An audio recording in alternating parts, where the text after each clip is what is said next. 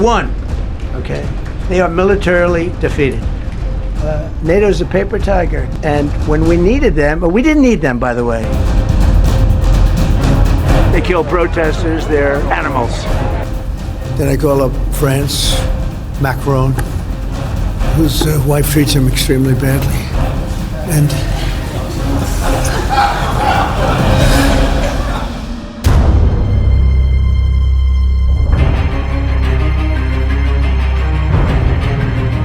di tengah eskalasi yang memanas, Donald Trump dan Iran justru mengambil langkah mengejutkan. Amerika Serikat dan Iran akhirnya sepakat melakukan gencatan senjata selama 2 minggu. Sebuah jeda di tengah konflik yang belum mereda. Kesepakatan ini disebut terjadi setelah Amerika Serikat setuju menegosiasikan 10 tuntutan yang diajukan Iran. Iran pun memberikan sinyal akan membuka akses Selat Hormuz, namun dengan syarat tegas, setiap pergerakan kapal harus berada dalam koordinasi militer Iran. Artinya, kendali tetap berada di tangan Teheran.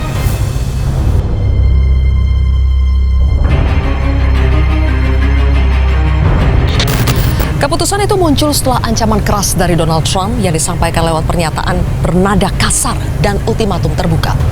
Trump menuntut Selat Hormuz dibuka paling lambat Selasa 7 April. Jika tidak, ia mengancam akan membombardir Iran. Bahkan dalam pernyataan yang lebih ekstrim, Trump menyebut siap memusnahkan seluruh peradaban Iran. Ancaman ini justru memicu respons berbeda dari dalam negeri Iran. Alih-alih gentar, sebagian warga turun ke jalan melakukan aksi simbolis sebagai perisai manusia. Mereka berdiri di sekitar fasilitas sipil, termasuk pembangkit listrik dan jembatan strategis. Aksi ini menunjukkan satu pesan: tekanan dan ancaman tidak serta-merta melumpuhkan keberanian.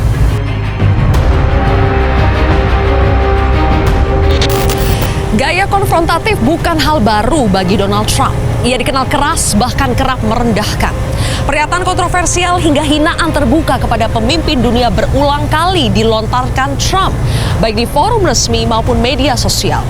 Di tengah sorotan tersebut, pertanyaan soal kondisi mental Trump sempat muncul dari jurnalis. Namun ia menepisnya dan menegaskan dirinya dalam kondisi prima. What is your response to critics who say that it is your mental health that should perhaps be examined as this war continues? I haven't heard that. But if that's the case, you're going to have more people like me, because our country was being ripped off on trade, on everything for many years until I came along. So if that's the case, you're going to have more people. Presiden Prancis Emmanuel Macron menjadi sasaran terbaru. Trump bahkan menyentuh ranah pribadi Macron. Sindiran personal dari Donald Trump kepada Emmanuel Macron muncul saat ia meluapkan kekesalan terhadap Prancis yang secara tegas menolak bekerja sama dalam operasi militer Amerika Serikat terhadap Iran, termasuk keterlibatan dalam upaya membuka Selat Hormuz. Trump juga meluapkan frustasinya kepada NATO, aliansi yang selama ini menjadi pilar kekuatan Barat karena menolak ikut serta dalam operasi militer di Iran. Trump bahkan menyebut NATO sebagai macan kertas, aliansi yang terlihat kuat namun dianggap lemah saat dibutuhkan. NATO's a paper tiger. NATO is us. And when we needed them, but we didn't need them, by the way. We didn't need them, obviously, because they haven't helped at all. Just the opposite. They've actually gone out of their way not to help. They didn't even want to give us landing strips.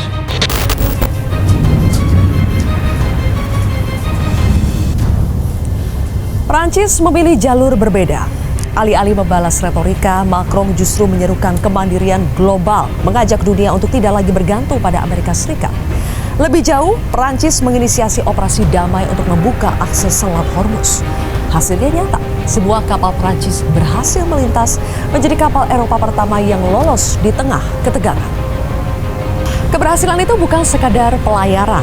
Ia adalah pesan bahwa diplomasi masih bekerja, bahwa Selat Hormuz tidak harus ditaklukkan dengan kekuatan militer. Beberapa kapal dari negara lain pun dilaporkan mendapatkan izin melintas dari Iran. Sebuah sinyal bahwa jalur komunikasi meski sempit tapi tetap terbuka.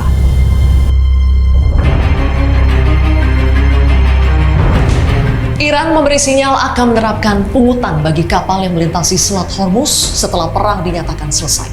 Namun di tengah wacana tersebut, Donald Trump justru melontarkan gagasan yang lebih radikal. Amerika Serikat menurut Trump lebih berhak menarik tarif di jalur itu. Dalihnya sederhana, namun syarat makna. Siapa yang menang perang, dialah yang menentukan aturan. In my view, we need to design new arrangements for the Strait of Hormuz and the way ships pass through it in the future, after the war, so that peaceful navigation through this waterway can be permanently maintained under clear regulations with consideration for Iran's interests and the interests of the region. Are you willing to end this conflict with Iran charging tolls for passage through the strait? What about us charging tolls? Is that something you're considering? I'd rather do that than let them have them. Why shouldn't we? We're the winner. We won. Okay. They are militarily defeated. Jika gagasan ini menjadi kenyataan, maka Selat Hormuz tak lagi sekedar jalur perdagangan. Ia berubah menjadi titik tekan di mana setiap kapal, setiap tetes minyak, dan setiap negara yang melintas harus tunduk pada kehendak satu kekuatan.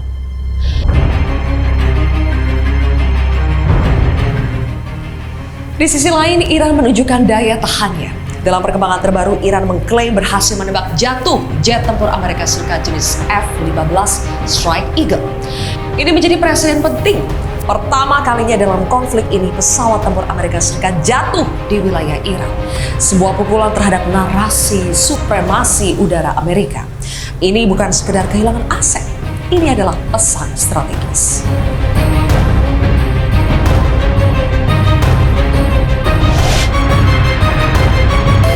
Klaim kemenangan dari Washington terus digaungkan, namun realitas di lapangan menunjukkan perlawanan Iran belum runtuh. Di sisi lain, serangan Amerika Serikat dan Israel tidak hanya menyasar target militer.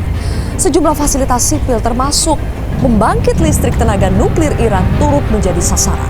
Langkah ini menuai kecaman internasional. Sejumlah negara menilai serangan terhadap fasilitas nuklir sipil merupakan pelanggaran serius terhadap hukum internasional, termasuk prinsip dalam piagam PBB dan aturan Badan Energi Atom Internasional.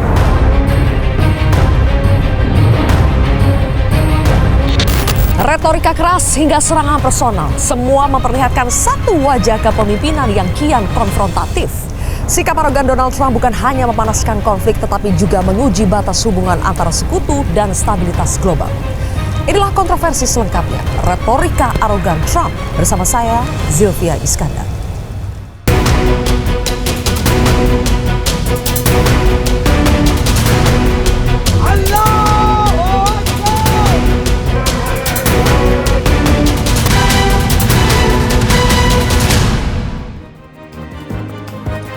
Baik pemirsa, kembali lagi di Kontroversi bersama saya Zilvia Iskandar, dan langsung saja saya akan memperkenalkan tiga narasumber yang sudah hadir di studio Metro TV. Di sebelah kanan saya adalah pakar strategi PPAU, Persatuan Purnawirawan Angkatan Udara, alumni US Air War College, mantan pilot pesawat tempur F5 dan juga F-16, ada Marsma TNI Purnawirawan Agung Sasongko Jati atau Pak Syarki. Selamat malam Pak Syarki. Selamat malam. Terima kasih Pak Syarki sudah hadir. Kemudian juga ada Direktur Hubungan Internasional Indo-Pacific Strategic Intelligence, ada Mbak Aisyah Kusuma Somantri. Mbak Aisyah, selamat malam. Terima kasih sudah hadir di Kontroversi. Dan juga telah hadir kembali pakar geopolitik dan keamanan nasional, Mas Wibawanto Nugroho Widodo. Mas Wibawa, selamat malam. Terima kasih semuanya. Saya akan memulai dengan memutarkan pernyataan terakhir dari Gedung Putih. Kita simak dulu pernyataan dari juru bicara Gedung Putih, Caroline Leavitt, berikut ini. And correct the record. The Iranians originally put forward a 10-point plan that was fundamentally unserious, unacceptable, and completely discarded. It was literally thrown in the garbage by President Trump and his negotiating team. Many outlets in this room have falsely reported on that plan as being acceptable to the United States, and that is false. With the president's deadline fast approaching and the United States military completely decimating Iran with each passing hour, the regime acknowledged reality to the negotiating team. They put forward a more reasonable and entirely different and condensed plan to the president and his team. President Trump and the team determined the new modified plan was a workable basis on which to negotiate and to align it with our own 15-point proposal. The president's red lines, namely the end of Iranian enrichment in Iran, have not changed. And the idea that President Trump would ever accept an Iranian wish list as a deal is completely absurd. The president will only make a deal that serves in the best interests of the United States of America, and he as a negotiating team will focus on this effort over the next 2 weeks, so long as the Strait of Hormuz remains open with no limitation. Baik, Pak Syarki, sebelumnya Menteri Pertahanan Amerika Serikat Pete Hegseth juga menyatakan bahwa Iranlah yang memohon-mohon kepada Amerika Serikat untuk bisa terjadi gencatan senjata. Karena sebelumnya Trump mengancam akan memusnahkan peradaban existential threat kepada Iran. Jadi menurut Anda sebetulnya siapa yang lebih membutuhkan menginginkan gencatan senjata ini, Amerika Serikat atau Iran? 100% Amerika Serikat. Memohon-mohon, bukannya kebalik yang memohon itu dari Amerika. Karena boleh mereka memintir pendapat kepada domestik audiensnya, tapi sesungguhnya kan kita tahu dalam 2 minggu terakhir itu Amerika setiap hari menambah ancaman ini dikasih atau 10, sebetulnya dikasih pertama 1 minggu, terus ada 10 hari, terus tambah lagi 2 hari. Itu kan kalau dilihat adalah itu mengancam atau membegging, memohon. Itu lebih keras memohon. Kita tahu itu mohon. Karena apa? Kalau dia tidak butuh, kenapa dia mesti harus meminta ini agar menyerah atau agar menyetujui gencatan senjata. Nah, jadi setelah 15 poin yang diberikan oleh Amerika, dan Iran menolak keras, tapi saat-saat terakhir kemudian oleh Perdana Menteri Zarif ya dari Pakistan minta lo kasih deh gitu, apa aja deh, dikasih lah 10 ini. Tentu dengan isinya tuh kita tahu bahwa orang Iran sendiri nggak berharap tuh diterima, minimal ada etikat baik lah. Lah ternyata diterima, artinya terus yang begging siapa? Yang butuh siapa? Amerika yang butuh. Dengan dipelintir bahwa wah setelah kita pertimbangkan ini bisa kita, ya artinya apa? Ya memang mereka tidak akan berani memenuhi, menghancurkan segala macam, itu kan retorika ya. Kenapa? Karena kan batasnya jelas, menghancurkan jembatan, menghancurkan fasilitas lain. Tetapi tidak akan berani menghancurkan instalasi yang punya efek langsung kepada ekonomi dunia, yaitu minyak atau yang lainnya, gas alam atau minyak.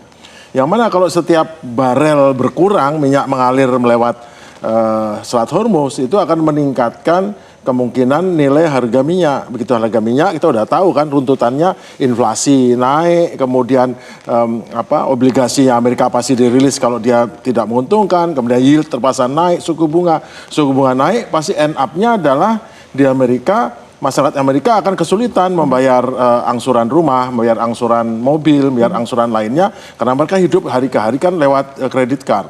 Dan akhirnya bila itu banyak yang laid off, banyak yang diberhentikan kerja, terjadi resesi, yang terjadi adalah bulan November nanti pasti pemilih Republik akan beralih ke Demokrat. Dan begitu beralih, pasti seminggu setelah itu impeachment kepada Trump. Jadi Trump kalau dia berani untuk menyerang, mengganggu siklus ekonomi yang sudah melibatkan Iran ini, ya itu sama aja dengan menodongkan pistol ke kepala sendiri. Dan dia tidak bisa mendengar itu. Nah itu dia begging supaya ini segera kita. Kenapa? Karena kalau dia harus membuktikan, nanti nggak akan sehebat itu hanya mungkin ledakannya keras, apinya besar, tetapi tidak akan memutuskan siklus ekonomi Iran. Apalagi existential threat, Pak. Mengancam untuk memusnahkan peradaban civilization dari Iran. Sebagian menganggap itu adalah ancaman untuk genosida, jadi akan mengeluarkan senjata nuklirnya. Oh, tidak akan. Apalagi nuklir. Wong yang sekarang menghancurkan kilang minyak aja itu sama aja dengan nantuk pistol kepala kok malah nuklir. Ini kan malah jadi masalah, bukan impeachment aja, itu mesti langsung mungkin besok sudah ditangkap sama orang Amerika sendiri kan, nggak mungkin. Nuklir itu bukan option. Nuklir itu kalau dia existential threat untuk Amerika. Apa eksistensialnya Amerika nggak diancam apapun? Yang diancam kan cuman Israel merasa terancam. Nggak ada nuklir juga nggak ada. Diserang dengan rudal balistik juga gara-gara orang itu bertahan. Tidak ada alasan, tidak ada satupun yang eksistensial. Yang eksistensial malah orang Iran kan. Itu yang terjadi. Jadi nggak ada suatu alasan pun. Dan itu ketakutan yang ini adalah the end of the day of the hegemon in the Middle East. Jadi memang saat-saat terakhir Amerika masih bisa teriak-teriak karena mungkin setelah ini, mungkin bulan depan atau tahun depan, Amerika sudah not the same anymore, tidak sama lagi dengan Amerika yang lalu. Mereka sudah ada penguasa baru, sudah strukturnya baru. Nanti bisa Pak Wibawa itu jelaskan tuh struktur barunya kayak apa itu. Sampai mengubah tatanan dunia ya. Oke, baik. Mbak Aisyah, baru beberapa jam gencatan senjata terjadi, kita sudah mendengar lagi bahwa Iran memutuskan untuk menutup kembali Selat Hormuz karena adanya serangan terhadap Libanon. Padahal Iran memasukkan Libanon ke dalam 10 tuntutan yang diserahkan kepada Amerika Serikat. Jadi menurut Anda, apakah sebetulnya gencatan senjata ini dibangun dengan fundamental trust yang sangat rapuh sehingga akhirnya berpotensi untuk menggagalkan gencatan senjata maupun negosiasi nanti? Ya, pertama kita lihat di sini. Kondisi di lapangan itu kan menunjukkan sebenarnya masih ada serangan dari Amerika Serikat di hari yang sama, lalu Israel juga tetap melakukan serangan, dan sekarang ada eskalasi yang dilakukan oleh Iran untuk menutup tadi ya Selat Hormuz. Sebenarnya bukan menutup physically, kapal-kapal masih bisa lewat sebenarnya ke Selat Hormuz, tapi Iran ini kan mengontrol, dia membuat sebuah protokol yang mana yang bisa lewat dan yang mana yang tidak bisa lewat gitu ya. Dan ini menjadi concern tentunya bagi Amerika Serikat, karena dari kemarin sebenarnya concern utamanya adalah tekanan di bidang ekonomi dan di bidang politik dalam negeri ya. Nah, Amerika Serikat ini kan sebenarnya tadi ya harga minyak sudah sekitar 4 sampai 5 dolar per galon gitu ya, dan itu merupakan sesuatu yang sangat mahal sebenarnya untuk masyarakat Amerika Serikat. Belum lagi harga-harga groceries dan lain-lain. Nah, saya kira di sini kedua negara itu harus kita pahami bahwa mereka itu sebenarnya terjebak di dalam yang namanya escalation trap gitu. Karena meskipun sudah ada tadi ya ceasefire in place gitu yang disepakati oleh kedua belah pihak. Nah, sebenarnya sampai sekarang ancaman utama bagi kedua negara ini masih tetap ada. Jadi Amerika Serikat itu masih berusaha untuk membuka Hormuz dan masih ada ancaman terkait Hormuz. Masalah terkait kemudian kapasitas nuklir dan pengayaan nuklir di Iran juga masih ada, itu tidak selesai. Rezimnya juga tidak selesai. Sementara Iran ini masih sangat bersiap ya dengan serangan-serangan yang dilakukan oleh Amerika Serikat. Apalagi kan ada trust deficit dari Amerika Serikat karena dari beberapa negosiasi yang lalu gitu, Amerika Serikat itu selalu berkhianat terhadap Iran gitu. Jadi sebenarnya ada kewaspadaan bahwa gencatan senjata yang sekarang juga itu merupakan sesuatu yang sebenarnya hanya diutarakan Trump gitu untuk bisa mengulur waktu gitu kan, untuk bisa membuka dan menormalisasi ekonomi. Nah, Iran ini sebenarnya cerdas. Kenapa kemudian dia tadi ya tetap menerapkan protokol di Selat Hormuz? Karena dia tahu yang namanya ceasefire itu akan kontraproduktif dengan strategi keseluruhan Iran untuk memberikan tekanan-tekanan di bidang ekonomi dan politik. Apalagi Iran tahu di bulan November nanti akan ada midterm election ya, pemilu sela di sana yang berpotensi tadi mengurangi kemudian political will Amerika Serikat untuk berperang dan menggoyahkan sebenarnya pemerintahan Trump. Nah, permasalahan ceasefire sekali lagi mungkin ini ya, ini sangat rapuh untuk kemudian dibatalkan gitu. Karena pertama kita lihat di sini cuma dua negara yang bernegosiasi antara AS dan Amerika Serikat, tapi kita melupakan bahwa ada proponen dari perangnya yaitu Israel gitu. Dan Israel tidak diinform terkait masalah ceasefire ini ataupun negosiasi ya. Nanti hasil dari negosiasinya baru dari Amerika Serikat akan diserahkan kepada Israel. Padahal sebenarnya Israel dan Amerika Serikat ini kan dua pihak yang berbeda. Dia bukan satu negara meskipun dia adalah aliansi gitu. Nah, saya rasa itu, makanya sebenarnya dari awal ini sangat rapuh untuk kemudian bisa dibatalkan. Nah, yang kedua sebenarnya ini baru 48 jam, less than 48 hours gitu. Mungkin kita harus melihat yang namanya ceasefire itu kan tidak bisa secara serta-merta in place. Ngerem mendadak gak bisa ya? Betul, harus ada kemudian kesepakatan dan kesepemahaman dari semua pihak ya terkait penghentian operasi perang di medan tempur gitu. Jadi saya rasa sekarang karena ini masih di awal-awal mungkin masih ada ya intensi-intensi seperti itu. Tetapi nanti let's see setelah hari Jumat seperti apa yang akan terjadi. Oke. Kalau dari Mas Wibawa dalam 10 poin tuntutan Iran, di situ Iran menyertakan meminta agar serangan terhadap Libanon juga dihentikan, tetapi Amerika Serikat dan Iran mengatakan bahwa Libanon itu tidak masuk dalam perjanjian gencatan senjata. Pertanyaan saya Mas Wibawa, apakah telah terjadi kesalahpahaman atau lagi-lagi ini adalah pelanggaran kesepakatan? Oh, tidak ya, karena dari awal seperti tadi Pak Agung sampaikan bahwa posisi sekarang itu Amerika membutuhkan penyelesaian cepat. Karena diharapkan awalnya dari operasi militer, air superiority, military dominance itu bisa selesai dalam waktu cepat. Nanti tidak. Itu satu. Yang kedua, dari sisi Iran malah mau lama. Dan dalam kesempatan ini mencoba menawarkan yang tadi disampaikan maksimalis. Nah, Amerika mengambil kesempatan itu ya. Tetapi dari awal Iran pun tahu bahwa tidak mungkin semuanya akan dipenuhi oleh Trump ya. Dan yang kedua, ini hanya menjadi basis untuk negosiasi. Ya. Dari sini aja kita sudah lihat bahwa ini adalah entry point untuk terjadinya strategic pause. Karena kedua belah pihak tidak siap untuk perang ini meledak lebih tinggi, tetapi juga belum siap untuk menyentuh yang fundamental. Yang fundamental itu apa? Yang fundamental itu bisa dilihat dari 10 poin tadi, termasuknya Lebanon ya. 10 poin. Yang pertama yang paling mungkin, ya, hal-hal yang sifatnya hanya untuk pengurangan eskalasi, ya mungkin nanti akan dikurangi embargonya dan lain-lain. Dan yang masih bisa dinegosiasikan semi sulit, ya, semi rasional, semi realis atau apapun namanya itu, seperti misalnya pengkayaan uranium yang bisa dikurangin dan bukan untuk nuklir. Tapi ada hal-hal yang fundamental. Yang fundamental itu adalah regional security complex, ya, yang sudah terbangun selama ini, di mana Amerika, superpower yang selama ini yang menggantikan British Empire, yang tadi Pak Agung sudah jelaskan, mempunyai interest untuk mempertahankan order itu sekarang, gitu. Dan ini adalah eksistensial buat Amerika dan buat Israel. Nah, selama ini Amerika sudah bisa bekerja sama baik dengan Israel dan Gulf Country Council yang mayoritas Sunni, tetapi sangat berbeda kontras dengan Iran, ya, dengan pandangan geopolitiknya. Sehingga Iran melihat Israel dan Amerika itu adalah ancaman eksistensial, Israel dan Amerika juga melihat rejim 79 eksistensial. Sehingga kalau memasukkan Libanon dan isu dan proksi-proksi Libanon ke dalam ini nggak mungkin, karena ini sudah termasuk di poin yang tidak akan mungkin di-proof. Gitu.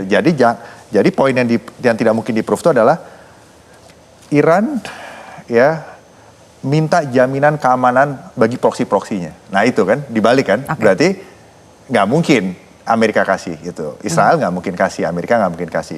Dan Gulf Country Council pun juga pasti keberatan kalau itu dijadikan poin. Di segmen selanjutnya kita akan membahas satu persatu dari 10 poin tuntutan Iran, mana sebetulnya yang mungkin untuk dipenuhi dan mana yang sama sekali tidak mungkin untuk dipenuhi oleh Amerika Serikat. Nanti kita akan bahas lebih komprehensif pemirsa seusai jeda.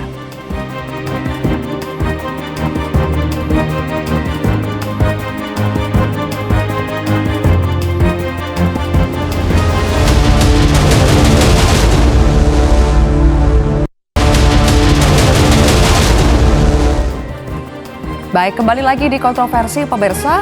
Saya akan langsung memperlihatkan kepada Anda apa persisnya 10 poin tuntutan yang diajukan oleh Iran terhadap Amerika Serikat. Coba kita lihat satu persatu. Di sini tolong dimunculkan teman-teman. Yang ingin saya tanyakan kepada Pak Syargi terlebih dahulu adalah dari 10 poin ini, mana sebetulnya yang paling masuk akal untuk diterima oleh Amerika Serikat, Pak? Oke, saya lihat ya. Kalau yang pertama non-agresi, saya kira memang itu kan wajib ya. Kemudian selanjutnya dihilangin. Boleh dimunculkan lagi poin 1 sampai 5 di stop kemudian dulu. Ya. Kontrol Iran atas Selat Hormuz itu harus didiskusikan karena, tapi kan Stalin pernah bilang nanti pengendalian Selat Hormuz saya dan Ayatollah, artinya secara prinsip dia memahami bahwa tanpa dengan Iran di situ mungkin lebih Amerika tidak bertanggung jawab di situ, jadi bisa mungkin ya. Pengayaan uranium Iran saya kira kan itu sudah oke. Kemarin bahwa dia uranium dengan batas tertentu.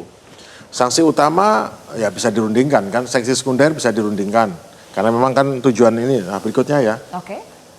Poin 6 sampai 10. Kalau semua resolusi Dewan Keamanan Dewan Gubernur itu kan itu dasar sanksi. Jadi kalau sebetulnya sanksi itu nggak usah dihapus, dasarnya dihapus, sanksi akan selesai. Jadi itu sebetulnya beda ya. Kemudian kompensasi kerusakan iklan ya mungkin diberi peluang bisnis ya atau apapun nanti bisa dirundingkan atau dicicil. Tapi nah ini yang masalah itu nomor 9 itu. Menarikkan pasukan tempur Amerika mungkin tidak bisa seketika itu karena yang nomor 9 ini. Karena itu bukti dari dia sebagai hegemon, sebagai penjamin keamanan. Nah ini yang mungkin akan terjadi banyak diskusi soal itu. Awat. Ya mereka mesti diskusi, dan Iran kan rasional ya. Amerika pun harusnya kalau runding rasional, tidak pakai orang-orang ideolog kayak Kushner dan. Jadi fans Pak yang akan menjadi perwakilan Amerika Serikat di Islamabad besok. Oh ya fans, tapi kan tetap dia mewakili mereka. Karena saya dengar juga itu ikut berangkat ya 2 orang yang berkhianat sama Iran itu, dan dua-duanya itu dual citizenship Israel Amerika loh itu. Si Kushner sama Witkoff itu. Nah itu dia dual citizenship, jadi sebetulnya harusnya dia nggak ikut. Dua kewarganegaraan? Iya, dual kewarganegaraan. Kemudian kalau stop perang semua front ya memang tujuannya ini untuk damai itu kan. Kalau itu sudah tercapai ya mestinya ini. Tapi kan masalahnya di semua front ini kan bukan masalah antara musuhan Iran dan ini kan masalah Palestina kan. Jadi dia tidak bisa menghentikan yang perang yang terkait Palestina, tapi terkait memang perangnya Iran bisa. Cuman kalau soal Palestina kan setiap negara berhak untuk setiap Palestina berhak didukung oleh negara luar. Sama seperti Ukraina bisa didukung negara luar, seperti Kosovo bisa didukung negara luar. Jadi alasan apa Palestina tidak bisa dibantu? Nah itu kan yang.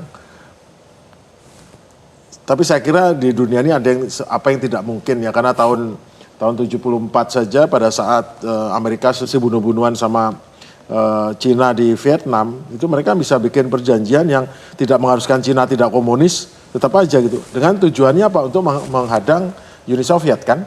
Nah sekarang ancaman terbesar dari Amerika siapa? China kan.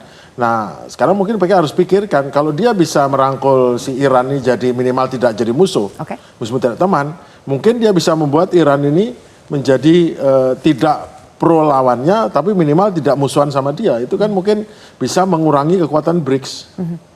Karena Iran, India, China, Rusia, Indonesia itu adalah besar. Tadinya saya nggak memperhitungkan Iran, tapi sekarang setelah ini Iran tuh bisa masuk di dalam kelompok besar negara-negara ini. Nah, kalau dia bisa, Indonesia kayaknya mungkin dianggap Amerika bisa diajak, aku ikut dekat sama Amerika, oke lah. Iran juga bisa dianggap enggak terlalu dekat sini. Berarti kan dia memang Amerika kebutuhannya untuk menjauhkan atau jangan sampai membuat ini sangat tergantung sama Cina dan Rusia. Kalau mereka berpikir kepentingan Amerika loh. Tapi kalau mereka berpikir kepentingan negara seperti Israel mungkin lain lagi karena kita nggak bisa. Nah itu yang nanti kita lihat ya. Itu adalah bagian yang kita belum bisa perhitungkan seperti katanya Mbak ini. Nanti kita lihat dulu gimana nanti jalannya, apakah kepentingan Amerika yang didahulukan atau kepentingan Israel. Karena kalau saya pribadi dalam situasi seperti ini peluang menjadi temannya antara Amerika menjadi temannya Iran sehingga masih ada pengaruh atau minimal tidak musuhnya Iran. Karena berdiri musuh itu bukan pilihan. Tidak mungkin Iran itu dihancurkan, tidak mungkin Iran itu dianeksasi karena Iran terlalu besar, terlalu kuat, terlalu mandiri dan nggak bisa dibully, jelas. Dia terlalu kuat untuk dibully, untuk ditindas nggak bisa. Dengan kekuatan yang tidak lemah aja dia masih bisa bertahan, apalagi kalau dia di masa depan. Pilihannya cuma berteman, sama kayak Amerika merangkul Jerman, sama dengan Amerika merangkul Jepang. Sedikit saja Pak Syarki, ketika Pak Syarki juga sebetulnya sudah membuat peta skor ya. Selama 5 minggu perang antara Amerika Serikat Israel melawan Iran, Pak Syarki membuat skor siapa sebetulnya yang lebih unggul. Di sini kan pihak-pihaknya ada Amerika, ada Israel, ada Iran, bahkan ada negara-negara teluk. Namanya win-lose scoring. Kita nggak bisa tampilkan sini ya. Win-lose scoring itu gini, setelah 5 minggu, sebelum perang itu Amerika sangat powerful ya. Negara teluk powerful. Negara teluk kaya, bahagia. Kita senang ke Dubai, Abu Dhabi, whatever is negara yang makmur, gemah ripalo jinawi. Amerika oke, Israel adalah hub dari ekonomi, Abraham Accord. Wah, Iran pariah. Setelah 5 minggu yang terjadi adalah begitu saya scoring dengan parameter DIME ya, diplomasi informasi militer ekonomi. Dengan nilainya saya kasih parameter, turun, saya scoring, hasilnya apa? Ternyata Amerika tuh dari win-lose-nya dapat nilai 35. Kenapa 35? Karena hegemonic power-nya sudah diminish itu turun. Nah, betul. Kemudian perang informasinya kita meremehkan Amerika udah nggak kuat lagi. Kemudian dia nggak kuat lagi ngatur power ke NATO, bukan hanya Timur Tengah, ke NATO udah nggak bisa kuat, nggak powerful, sudah nggak ada ikatan. Pokoknya ikut saya udah nggak bisa. Kemudian militernya jelas masih sanggup bertempur, tapi juga terakhir kan jatuh, rontok, ada yang ketembak dan segala macam yang nggak bisa ditutupin dengan segala drama itu.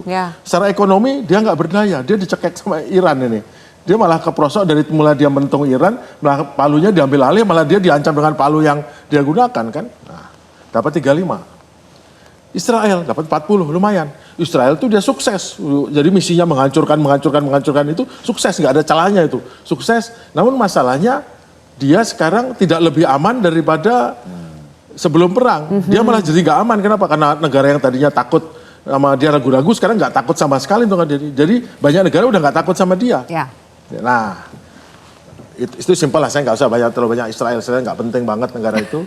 Sekarang masuk ke negara teluk. Nah, skor negatif lumayan 4-5. Kenapa?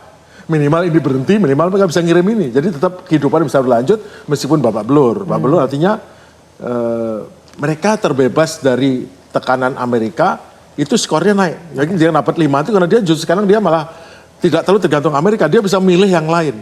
Karena terbukti Amerika tidak bisa memenuhi janjinya sebagai pengaman ya. Tetapi masalahnya dapat dia cuma 45 itu karena dia babak belur dan dia salah pihak dan sekarang dia harus berteman dengan Iran dan mungkin dapat garansi dari Cina dan Rusia. Iran mengagumkan nilainya 65. Kenapa? Paling tinggi. Gimana bisa saya kurangi? Diplomasi dia langsung nilainya skor naik, informasional dia langsung skor naik, negara Global South, China, Rusia, negara lain itu banyak yang simpati sama dia. Artinya tidak menyerang dia, meskipun tadinya orang nggak mau bela dia, tapi belakangan nyerang. Baik. Bahkan negara-negara tertentu seperti mungkin contohnya negara-negara di Asia Tenggara tuh ada yang tadinya ragu-ragu begitu, sekarang akhirnya nggak ragu-ragu untuk mensupport. Oke. Saya nggak tahu contoh, saya kasih contoh negara nggak ada ya, saya kasih contoh negara. Nah, Malaysia berani saya stop dengan ini. Jadi dia menimbulkan banyak kepada Spanyol, Malaysia itu berani untuk enggak pada Amerika. Kenapa? Oke.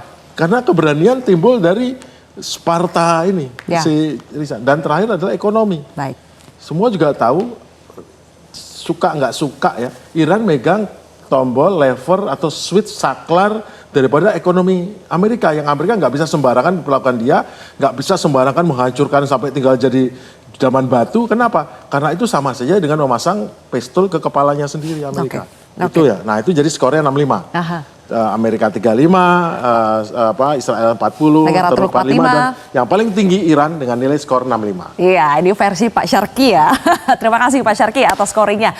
Mbak Aisyah, sedikit saja soal 10 tuntutan tadi. Menurut Mbak Aisyah yang paling masuk akal dipenuhi dalam jangka pendek itu yang mana, Mbak? Yang paling masuk akal mungkin yang pertama. Tapi sekali lagi ya, non-agresi ini kan perlu didefinisikan. Apakah kemudian non-agresi ini termasuk ya special operations, termasuk unconventional warfare atau bagaimana? Kalau memang yang dimaksud adalah kinetic war ya, dengan menggunakan kekerasan, maka kemudian ini bisa secara langsung ya diimplementasikan gitu. Jadi itu no questions lah. Nah, lalu yang kedua ini kita lihat ya, ini kan ada semua resolusi dari IAEA, lalu kemudian dari DKPBB.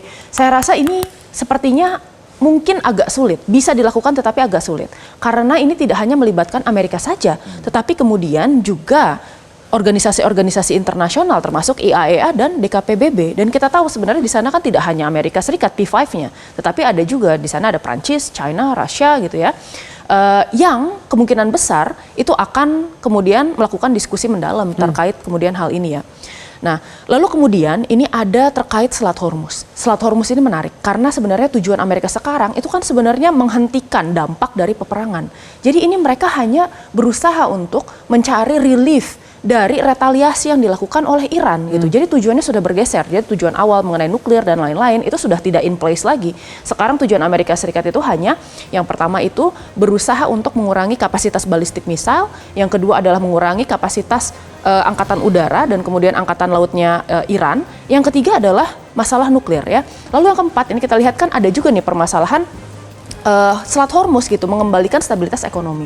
Nah bahkan setelah Selat Hormuz ini terbuka, ada kajian yang menunjukkan bahwa membutuhkan waktu 2-3 tahun untuk ekonomi dunia menjadi semakin normal ya, normal setiap seperti sedia kala gitu. Nah sekarang ini Amerika Serikat berusaha untuk ya menetralisir retaliasi dari Iran, yang mana ini sudah tidak hanya menyasar BBM dan LNG saja, tetapi juga masuk ke helium, pupuk, dan masih banyak lagi gitu ya.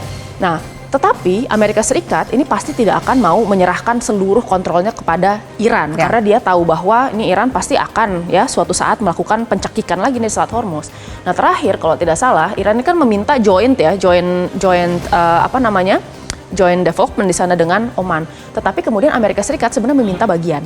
Jadi ada pembicaraan mengenai bagaimana kemudian dari 22 juta US dollar yang masuk ke sana dalam bentuk renminbi ya, itu bisa kemudian sebagian diserahkan ke Amerika Serikat. I don't know how the mechanism, but that happens. Nah, lalu kemudian di sini terkait masalah yang penghentian segala agresi termasuk ke Lebanon. Nah, ini menarik ya karena tadi sebenarnya sudah dibahas sebagian sama Mas Wibawa. Tapi yang menarik adalah sebenarnya betul ini adalah existential threat untuk Israel dan sebenarnya perang di antara Israel dan kemudian milisi di selatan Lebanon ini kan sudah berlangsung lebih dari sejarahnya Hizbullah. dari sebelumnya juga sudah ada seperti itu. Dan di sini ada LAF yang kemudian dibawahi oleh pemerintah Lebanon saat ini. Lebanonnya tidak punya kekuatan, lalu kemudian Hizbullahnya semakin kuat, dan Israelnya juga merasa bahwa itu adalah existential threat. Jadi sepertinya karena kita melihatnya ini sebenarnya masih looming nih permasalahan dari banyaknya axis of resistance, terutama ya kita bicara di wilayah Yemen, ada di Irak, dan semuanya ini merupakan sebuah organisasi teroris ya, karena itu merupakan kalimat derogatory yang diucapkan oleh Amerika Serikat. Mereka adalah aktor politik gitu ya di dalam negeri yang memiliki kapasitas militer. Makanya sepertinya untuk bisa mewujudkan hal tersebut, pasti nanti negara-negara Arab Teluk dan negara Arab lain itu akan berteriak. Nggak akan mereka setuju terhadap hal itu. Karena itu kan akan men-secure kekuatan politik dari axis of resistance gitu. Jadi kita kira saat ini sebenarnya ada yang bisa dilakukan. Ada yang tadi pasti dinegosiasikan, ada beberapa yang mungkin mustahil untuk dilakukan. Tetapi Iran ini meminta adanya negara garantor untuk menjamin Amerika Serikat dan Israel. Menarik kita untuk bahas lebih lanjut ya soal negara garantor tadi, tapi kita harus jeda terlebih dahulu. Termasuk kita ingin tahu sebetulnya leverage apa sih yang dimiliki oleh Pakistan sehingga bisa menjadi mediator diterima oleh kedua belah pihak, baik itu Amerika Serikat maupun Iran. Nanti Mas Wibawa yang akan menjawabnya sesaat lagi pemirsa, usai jeda.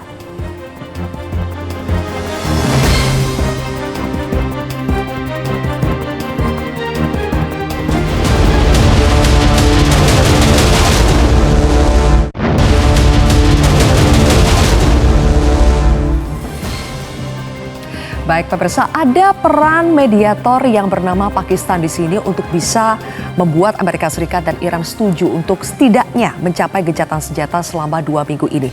Kami akan tampilkan sebetulnya ada 2 pejabat di Iran, yaitu Perdana Menteri, maksud kami di Pakistan, Perdana Menteri Pakistan dan juga Panglima Angkatan Darat Pakistan. Jadi Perdana Menteri Pakistan Shehbaz Sharif dan juga Panglima Angkatan Darat Pakistan Jenderal Asim Munir. Pertanyaan saya Mas Wibawa, apa sebetulnya leverage yang dimiliki oleh Pakistan sehingga dia bisa diterima oleh Amerika maupun Iran sebagai mediator? Jadi Pakistan ini dari perspektif Pentagon itu sudah cukup masuk dalam ke wilayah sphere of influence China. Yang pertama secara security dan yang kedua secara ekonomi. Yang pertama secara security, paling tidak salah satu indikatornya adalah adanya Gwadar Naval Base di Pakistan yang sudah menjadi base dari PLA Navy, ya, jadi dari China, ya. Itu satu ya. Yang kedua juga pendukung untuk obor dan kebijakan-kebijakan foreign policy Presiden Xi Jinping, ya. Dan tapi tetap mempunyai hubungan yang baik dengan Amerika. Nah, makanya banyak perwira-perwira senior dari Pakistan tetap sekolah militer di Amerika diundang, ya. Dan Amerika ini menghargai Pakistan sebagai negara yang bersebelahan secara geografis dengan Iran dan juga masih Sunni, ya. Dan kekuatan nuklir. Jadi ada sekitar 13.000 nuklir arsenal yang saat ini ada, ya. Yang paling banyak itu Rusia, yang kedua itu Amerika, Prancis, Inggris, China, dan juga Pakistan, India, Israel, dan North Korea. Jadi saya melihatnya dari perspektif great power politics. Jadi bahwa kehadiran Pakistan di sini diterima oleh Amerika dan di-endorse oleh China dan oleh Rusia. Tapi perannya itu sejauh apa sih? Nah, Maksudnya kalau bisa ini, apa gitu? Kalau peran itu sebagai mediator, ya karena tadi dia jelaskan kan, sekarang kan mencapai dulu yang namanya transaksi minimum, di mana Amerika dan Iran itu bernegosiasi tanpa mengorbankan aspek ideologisnya. Kalau transaksi minimum ya hanya ada eskalasi, pengurangan, tidak ada serangan agresi dan ada komunikasi satu sama lain. Dan itu kan suatu hal yang sebenarnya basic yang mau dicapai oleh Pakistan. Pakistan di sini memainkan peran sebagai middle power, jembatan. Jadi Pakistan tidak mempunyai power untuk menentukan outcome. Itu harus digarisbawahi itu, ya. Tetapi Pakistan dipercaya oleh China, dipercaya oleh Amerika, ya. Dan paling tidak secara ideologis masih bisa menjembatani pemerintahan rejim Syiah di Iran dan juga pemikiran Barat, perspektif Barat. Nah, yang berikutnya yang perlu kita pertimbangkan bahwa kenapa Angkatan Darat, Kepala Staf Angkatan Daratnya yang terlibat, karena di Pakistan itu ada namanya Inter-Service Intelligence, jadi badan intelijennya lah strategis yang sangat kuat militer, ya. Jadi itu juga terlibat secara tidak langsung selama ini di dalam pengelolaan konflik di Timur Tengah, termasuk juga yang melibatkan proksi-proksi Iran, ya. Nah, ini juga jadi keterlibatan Pakistan di sini selain sebagai kekuatan nuklir diterima Amerika dan China, diterima oleh Iran dan juga cukup menguasai perkembangan kondisi lapangan yang ada selama ini. Oke. Nah, itu poinnya. Oke, tapi tidak akan bisa mempengaruhi outcome. Oh, Intinya tidak bisa. seperti itu Dia ya? hanya mediator. Oke. Ya, middle power dengan kekuatan nuklir sebagai mediator. Oke, sedikit lagi Mas Wibowo, ketika kedua belah pihak ini sama-sama datang dengan kepercayaan yang defisit dan keduanya punya karakter yang sama-sama keras, ingin mempertahankan kepentingan masing-masing, untuk bisa mencapai titik tengahnya itu kira-kira akan seperti apa ya mekanismenya, Mas? Ya, jadi tadi kita ada 10 tadi kan. Ya. Jadi kita bagi 3 aja. Yang pertama itu yang paling mungkin, transaksi minimum. Seperti tadi Pak Agung udah jelaskan, tidak boleh agresi satu sama lain, komunikasi satu sama lain, ini saya catat sini, transaksi minimum. Jadi tidak ada pengorbanan ideologis. Paling itu yang dicapai itu, pasti itu. 99% confident level. Yang kedua adalah yang semi realistis. Yang semi realistis itu seperti misalnya nuklir dibolehkan batasan tertentu, ada transparansi di mana International Atomic Energy Agency boleh masuk melakukan inspeksi secara reguler. Dan setelah itu juga hal-hal yang sifatnya pengurangan sanksi itu bisa dilakukan secara moderat, bertahap, dan hal-hal yang sifatnya bergantung terhadap resolusi keamanan, berdasar Dewan Keamanan Nasional, Dewan Keamanan PBB, Dewan Keamanan, itu kan melibatkan P5 lainnya. Artinya bukan hanya Amerika. Di sini juga Iran mungkin mendapatkan dukungan dari Rusia dan China. Ya. Nah, sementara di P5 sendiri ada fragmentasi. Prancis dan Inggris juga memilih untuk cara-cara yang persuasif, cara-cara yang diplomatis, dan bisa menarik simpati global community. Nah, sementara cara Presiden Trump yang hawkish itu kurang mendapatkan simpati sehingga Inggris dan Prancis berpisah jalan untuk caranya ini. Nah, jadi yang semi realis ini mungkin dicapai, itu aja dinegosiasikan paling. Baik. Nah, kalau yang hard seperti tadi Hormuz, khususnya Hormuz saya garis bawahi, itu mungkin diterima oleh Amerika, tapi sejauh Amerika masih mempunyai power untuk kontrol. Karena buat Amerika sebagai superpower, tadi Pak Agung bilang, currency utama adalah mempunyai freedom of navigation. Itu akan diperjuangkan tuh. Amerika rela berperang selama ini sejak tahun 1776 merdeka untuk hal itu. Yang kedua mengenai proxy itu menurut saya tidak akan bisa karena itu berkaitan langsung dengan Israel Palestina. Dan juga berkaitan dengan struktur dasar dari regional security complex Timur Tengah. Dan Amerika juga tahu bahwa mereka sekarang sedang diintip oleh China yang mau mengganti tempat di situ. Setidaknya transaksi minimumnya itu bisa lah ya. Betul. Oke, singkat saja Mbak Aisyah, saya ingin mendalami sedikit soal pengayaan uranium yang menjadi salah satu poin tuntutan dari Iran. Sebetulnya kan dalam operasi Midnight Hammer yang dijalankan Amerika Serikat di Iran pada bulan Juni 2025, Amerika Serikat sudah mengklaim bahwa semua fasilitas nuklir Iran itu sudah obliterated, sudah dilenyapkan. Dan bahkan juga Badan Energi Atom Internasional IAEA itu sudah melakukan inspeksi di Iran, menyatakan Iran tidak sedang membangun senjata nuklirnya. Tetapi kenapa Amerika Serikat, Israel sepertinya masih insecure dengan Iran yang kok kayaknya dia punya gitu senjata nuklir? Ya, Iran memang tidak punya kapasitas untuk membangun senjata nuklir. Belum sampai tahapan itu. Tetapi Iran memiliki beberapa ratus kilo uranium yang itu di-enrich melebihi kapasitas 60%. Dan kita tahu kalau untuk energi itu mungkin hanya sekitar 2,5%, 3% ya, sampai mungkin sekitar 12%. Nah, kalau sudah melebihi 60%, ini kan pertanyaannya mau digunakan untuk apa gitu ya. Tetapi memang kapasitasnya itu belum ada ya. Jadi sebenarnya ditakuti oleh Amerika Serikat dan Israel, apakah ketika misalnya Iran ini berhasil membangun senjata nuklir, karena mereka ini sudah sebenarnya melakukan kerjasama dengan saintis-saintis nuklir dari Rusia ya selama beberapa hari ini. Dan kita lihat dalam beberapa hari terakhir kan ancaman yang dikeluarkan oleh Trump itu adalah existential threat-nya Iran gitu ya. Termasuk diantaranya adalah obliterating civilization, menghancurkan kemampuan Iran untuk bertahan gitu ya. Dan itu kan sesuatu yang sebenarnya tidak pernah diucapkan oleh Presiden Amerika Serikat manapun di dalam sejarah Amerika gitu. Nah, maka dari itu sebenarnya motivasi Iran sekarang untuk membuat senjata nuklir itu bukannya menghilang, malah semakin kuat, betul. Karena kita lihat kan, ketika ada ancaman tersebut, yang terjadi, yang harus dilakukan oleh Iran itu adalah membangun senjata nuklir. Karena apa? Di dalam logika perang nuklir itu ada yang namanya mutually assured destruction atau MAD ya, di mana kemudian negara yang memiliki senjata nuklir ketika melakukan serangan ke negara lain yang juga memiliki senjata nuklir, maka akan dibalas sehingga dua-duanya menjadi hancur.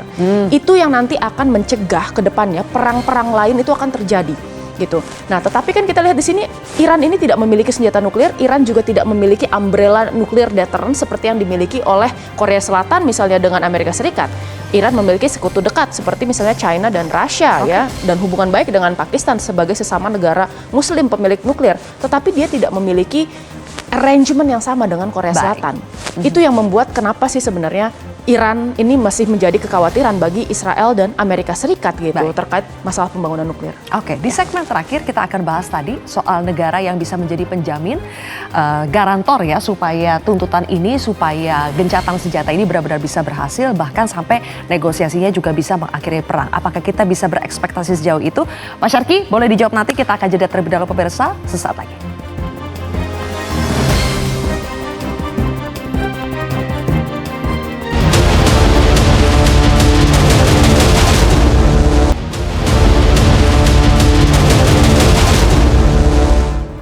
Baik, kembali lagi kami lanjutkan Pak Syarki. Pada saat perundingan yang terakhir antara Amerika Serikat dengan Iran saja yang difasilitasi oleh Oman, ketika sudah sedikit lagi itu hampir berhasil, kemudian terjadilah agresi yang dilakukan oleh Amerika terhadap Iran. Nah, apakah kali ini kita bisa berekspektasi lebih jauh melihat Amerika yang sudah semakin terpojok? Iran tidak membutuhkan senjata nuklir untuk mempertahankan kedaulatannya. Karena secara geografis Iran itu adalah benteng besar di Timur Tengah yang sejak dahulu memang tidak bisa diterobos dengan cara apapun, mulai zaman dari Mongol, dari manapun, sehingga sebetulnya permintaan untuk Iran tidak memiliki tenaga nuklir itu tidak akan sulit dipenuhi oleh Iran. Namun kemampuan untuk mengolah tenaga nuklir itu adalah ilmu yang memang dibutuhkan Iran untuk maju ke depan. Karena banyak selain untuk jadi senjata, kebutuhan pengetahuan nuklir itu sangat bermanfaat untuk banyak bidang. Yang Iran tuh karena orangnya memang pinter ya memang wajar mereka punya. Dan untuk itu sebagai garantor mereka mungkin ya saya pandang mungkin nanti masuk Rusia sama seperti Suriah. Itu kan sama Belarus. Itu kan memiliki Rusia memiliki pangkalan ataupun stasiun militer yang berguna dan bisa memiliki payung nuklir seperti Belarus lah contohnya. Jadi Iran memiliki pelindung tanpa memiliki senjata nuklir, tapi dia bisa mendapatkan payung nuklir dari negara lain, dan menurut saya itu yang paling cocok adalah Rusia. Meskipun saya tidak tahu ya belum ada contohnya di Timur Tengah, namun mungkin itu adalah cara terbaik untuk membuat negara tidak memiliki senjata nuklir, tapi bisa memiliki payung nuklir sehingga dia bebas dari ancaman negara lain, khususnya dari Israel. Karena Israel sendiri sebetulnya tidak khawatir sama nuklirnya Iran karena nggak mungkin dipakai ya. Tapi yang dikhawatirkan adalah potensi Iran sebagai pesaingnya di masa depan. Itu yang sebetulnya ditakutkan oleh Israel. Makanya dia ingin Iran itu kalau tidak jadi teman, dibalkanisasi. Itu pilihan bagi dia. Itu Baik, oke. Kalau menurut Mbak Aisyah, siapa nih negara yang bisa menjadi garantor tadi untuk memastikan Amerika menjalankan betul-betul kesepakatan yang terjadi nanti? Singkat. Ya. Pasti Rusia dan China di sini ya. Mungkin ada beberapa negara lain seperti misalnya Indonesia ini kan mungkin ya akan ada ketertarikan sebenarnya untuk jadi garantor. Tetapi tentu saja harus realistis. Tidak bisa sendiri, pasti harus menggait negara-negara lain ya, akses negara-negara lain yang memiliki pendapat sama dengan Indonesia, yang memiliki standing position terkait perang ini gitu ya, ingin segera berakhir dan lain-lain. Nah, yang pertama, Rusia, saya rasa ini baik Rusia dan China ini memiliki kepentingan untuk bisa mendukung Iran di dalam peperangan ini. Ya, tetapi kemudian kita lihat realistisnya sejauh apa kemudian garantor ini akan diterima oleh Amerika Serikat. Karena di satu sisi saya rasa sebenarnya baik Rusia maupun China memiliki keuntungan dari perang ini. Mereka senang dengan vakum kekuatan yang diciptakan oleh perang Iran di kawasan Timur Tengah, sehingga kemudian Rusia itu bisa dengan leluasa kemudian melakukan serangan operasi ke Ukraina, dan China ini kan sudah menutup airspace-nya selama 40 hari gitu ya. Jadi sampai tanggal 6 Mei nanti gitu, dan kita bertanya-tanya sebenarnya ada apa di sana gitu. Ya, nah menariknya tadi tentang nuklir, mungkin ini kita agak berbeda pendapat ya Pak, tapi itu kan sah-sah saja ya. Yang menariknya itu kita melihat bahwa sebenarnya di sini ada tadi ya kebutuhan yang sebenarnya urgent dari masyarakat Iran dan dari pemerintah Iran sendiri bahwa tadi ya masyarakat yang tadinya sebenarnya ini tidak terlalu ya pro dengan kemudian perang nuklir, termasuk tadinya oleh Khamenei yang secara tegas mengatakan bahwa nuklir itu haram, ya tidak boleh dipergunakan, terutama dalam bentuk senjata nuklirnya ya dalam bentuk senjata. Tetapi sekarang kita tahu rezimnya sudah berganti. Baik. Secara politik ini lebih keras, lebih radikal. Kita lihat ke depannya seperti apa. Apakah ada kebijakan-kebijakan khusus terkait nuklir ataukah itu bisa menjadi tadi ya negosiasi yang tadi bisa dinegosiasikan. Terima kasih Mbak Aisyah dan singkat Pak Wibawa, closing statement dari Anda. Yang pertama adalah coba kita melihat dari perspektif kemanusiaan. Ya. Jadi apa yang terjadi di Iran juga pembunuhan massal yang terjadi pada saat demonstrasi itu harus menjadi pertimbangan kita bahwa korban dari semua konflik ini adalah manusia. Yang terjadi di konflik di Lebanon, Israel Palestina juga manusia. Ya. Dan juga yang terjadi di beberapa wilayah Gulf Country Council juga ada yang menyasar manusia ya, dan juga anak-anak sekolah yang tewas di Iran. Jadi ini harus menjadi pertimbangan untuk semuanya melakukan self constraint. Dan saya setuju sekali dengan Pak Sarki bahwa pengaruh geopolitik Israel itu ya sudah mengakar kuat dalam regional security kompleks Timur Tengah sekarang, yang bersama coexistently living dengan Gulf Country Council, di mana nanti akan berbenturan dengan geopolitical orientation dari Iran versi rejim 79. Jadi sekarang tantangannya adalah bagaimana orang Arab, Persian dan Yahudi bisa hidup peaceful, coexistent di situ. Baik. Dan ini harus menjadi tantangan bagi P5 sekarang. Ya, baik Amerika yang sekarang berperan langsung dan juga sebagai garanter tadi yang paling mungkin adalah China, ya. Karena China sedang tidak berkonflik secara terbuka dengan siapapun. Baru nomor 2 adalah Prancis dan Inggris yang walaupun aliansi NATO dengan Amerika tetapi berbeda cara untuk mendekati permasalahan ini. Di mana permasalahan Iran ini harus dihadapi dengan pendekatan diplomasi, persuasif, militernya special operation dan low intensity konflik, dan juga Rusia. Jadi P5 harus berperan lebih aktif tetapi harus bisa menahan diri. Ya, sebenarnya dalam hitungan politik adalah perhitungan kalkulasi yang lebih kompleks. Semoga kemanusiaan diutamakan di sini ya, humanitarian. Terima kasih Mas Wibawa, Pak Syarki, dan juga Mbak Aisyah sudah bergabung di Kontroversi. Pemirsa, demikianlah akhir dari Kontroversi.